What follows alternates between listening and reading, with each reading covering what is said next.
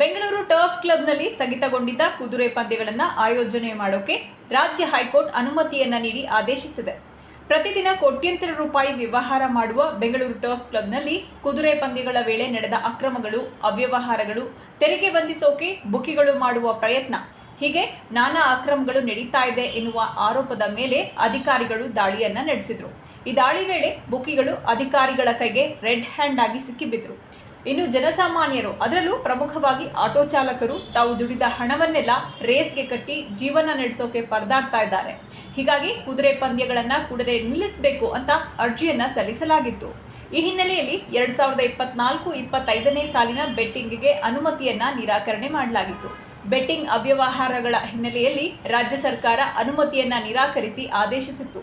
ಕುದುರೆ ಪಂದ್ಯಗಳ ಆಯೋಜನೆಗೆ ಕೋರಿದ್ದ ಮನವಿಯನ್ನ ತಿರಸ್ಕರಿಸಿದ್ದ ರಾಜ್ಯ ಸರ್ಕಾರದ ಕ್ರಮವನ್ನು ಪ್ರಶ್ನಿಸಿ Bengaluru turf club, Karnataka trains association, Karnataka race ಕುದುರೆ ಮಾಲೀಕರ ಸಂಘ, ಕರ್ನಾಟಕ ಜಾಕಿಗಳ ಸಂಘ ಸೇರಿದಂತೆ ಮತ್ತಿತರರು ಹೈಕೋರ್ಟ್ಗೆ ಅರ್ಜಿಯನ್ನ ಸಲ್ಲಿಸಿದ್ರು.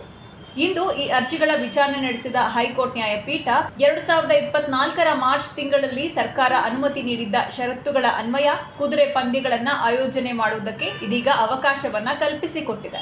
ಮುಂದಿನ ಆದೇಶದವರೆಗೂ ಬೆಂಗಳೂರು ಟರ್ಫ್ ಕ್ಲಬ್ನಲ್ಲಿ ರೇಸಿಂಗ್, ಬೆಟ್ಟಿಂಗ್ ಚಟುವಟಿಕೆ ಮುಂದುವರಿಸುವಂತೆಯೂ ಮಧ್ಯಂತರ ಅನುಮತಿಯನ್ನ ನೀಡಿ ಆದೇಶವನ್ನ ಹೊರಡಿಸಿದೆ.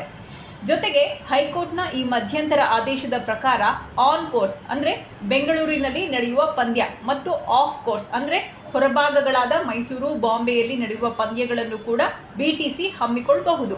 ಅಲ್ಲದೆ ರಾಜ್ಯ ಸರ್ಕಾರವು ಕುದುರೆ ಪಂದ್ಯಗಳ ಆಯೋಜನೆ ವೇಳೆ ಅದರ ಮೇಲ್ವಿಚಾರಣೆ ಮತ್ತು ನಿಯಂತ್ರಣವನ್ನು ಮಾಡಬಹುದಾಗಿದೆ.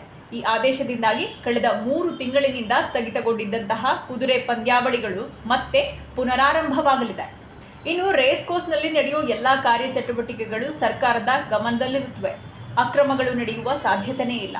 ಇನ್ನು ತೆರಿಗೆ ವಂಚಿಸೋಕೆ ಅಕ್ರಮವಾಗಿ ಬೆಟ್ಟಿಂಗ್ನಲ್ಲಿ ಭಾಗಿಯಾದ ಬುಕಿಂಗ್ಗಳ ಲೈಸೆನ್ಸ್ ಅನ್ನು ಕೂಡ ರದ್ದುಗೊಳಿಸ್ತೀವಿ. ಹಾಗೆ ಪಂದ್ಯಗಳ ಆಯೋಜನೆ ವಿಚಾರವಾಗಿ ಬುಕ್ಕಿ ಸಂಸ್ಥೆಗಳಿಗೆ ಯಾವುದೇ ಸಂಬಂಧ ಇರೋದಿಲ್ಲ ಅಂತ ರೇಸ್ ಕೋರ್ಸ್ ಪರ ವಕೀಲರು ವಿವರಣೆಯನ್ನ ನೀಡಿದ್ದಾರೆ. ಸದ್ಯ ಈ ಎಲ್ಲದರ ನಡುವೆ ಇದೀಗ ಹೈಕೋರ್ಟ್ ಹೊರಡಿಸಿರುವ ಈ ಆದೇಶ ರೇಸ್ ಪ್ರಿಯರಲ್ಲಿ ಸಂತಸ ಮೂಡಿಸಿದೆ.